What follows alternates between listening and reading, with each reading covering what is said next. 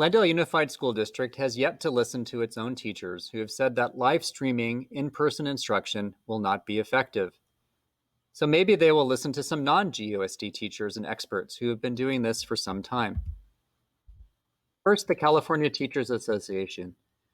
CTA says that concurrent hybrid models were originally developed for a university setting, where expectations for participation and interaction are vastly different than in an elementary or even secondary school classroom. The technological demands required to conduct a lesson like this are also significant. Are there multiple cameras to capture and stream the teacher as she walks around the classroom?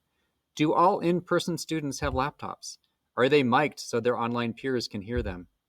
Is there some kind of projection screen where in-person students can see the responses of online students? Hybrid teaching and learning are difficult enough for students and teachers alike. The extra complexity added by teachers having to work with in-person and online students at the same time should be avoided. Without robust support in the form of additional staffing, technology, and training, concurrent hybrid models where teachers instruct some students in person while simultaneously instructing others through live streaming video cannot be recommended. This comes from teachers working in Santa Fe, New Mexico. There, school administrators have found that teachers need a microphone to amplify their voices through their masks, and simply replicating face-to-face instruction while live streaming to students may not be as effective as offering online students differently structured activities from their in-person counterparts. Younger students and English language learners are particularly likely to struggle when they can't see a teacher's mouth movements.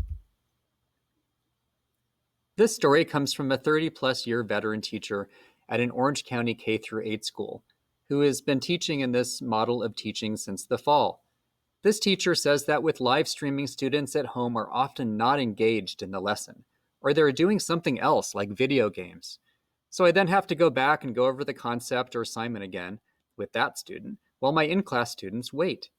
Then there are excuses about Wi-Fi not working or them not wanting their face to be projected for others to see, which makes it difficult for them to be involved in the class discussion or to collaborate on an activity. These comments come from 3 AP world history teachers across the country who teach 15 and 16-year-olds in this kind of teaching method. I require my in-person students to join the online meeting so they can still see when I screen share and see questions in the chat. But you're basically remote teaching with an audience. If they can watch the class, they're getting the lesson. It's up to them whether they're paying attention. It is strange trying to talk to both in-class and at-home students. Nothing works perfectly. You can't walk around the room because then the at-home students can't hear you. If students ask questions in class, be sure to repeat what was asked, because at-home kids won't hear in-person classmates well at all. In Fort Worth schools, teachers there say they struggle to teach either group effectively, and outside of school hours, they spend more time than ever recording lessons, answering emails from parents, and making sure everything is in their virtual classrooms is in their place.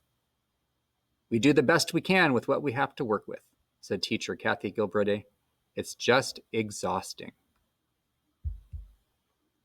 A University of Texas at Austin professor says that teachers already had a complicated job before districts asked them to teach online and in person at once. Teachers have had to deal with paperwork, get supplies in order, and plan lessons. When they're teaching, they have to watch the kids in the room and pivot when students don't understand what they're saying.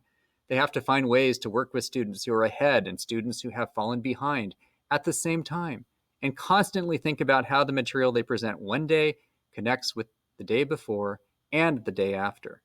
And they offer emotional support to students who are having a hard day. It's already 7 jobs, minimum.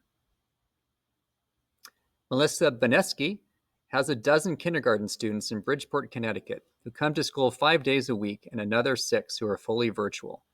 This story is told in an article entitled Teaching in-Person and Virtual Students at Once. It's an instructional nightmare, some educators say.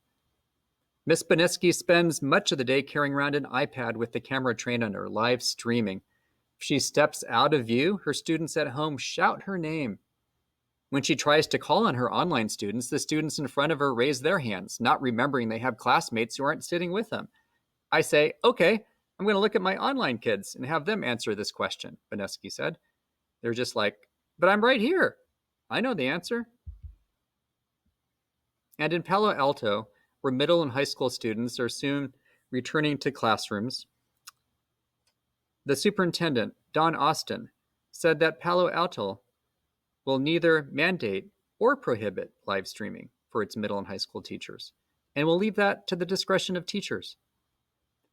I think being prescriptive right now is not the winning path, he said. GUSD teachers are excellent classroom teachers, and GUSD teachers have become very proficient distance learning teachers as well.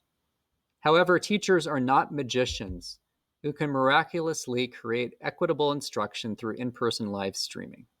Teachers are not trained stage actors who can hold a rapt audience both in the theater and at home, watching in living rooms. GUSD teachers are hardworking, dedicated educators who care deeply about providing equitable instruction for all students, especially now during this challenging transition time back to the classrooms. In-person live streaming is designed for college-level students. It requires extensive training and elaborate technology. It depends upon the engagement and self-motivation of the learners at home. It necessarily compromises how teachers can instruct in their classroom. And teachers who have been trying to make this work have consistently said it is neither sustainable for teachers nor is it equitable for students. GUSD, please listen to your teachers, or at least the teachers across this nation who have been trying to make this work for the better part of the school year. If not for the sake of your teachers, then for the sake of the students in our district who deserve better.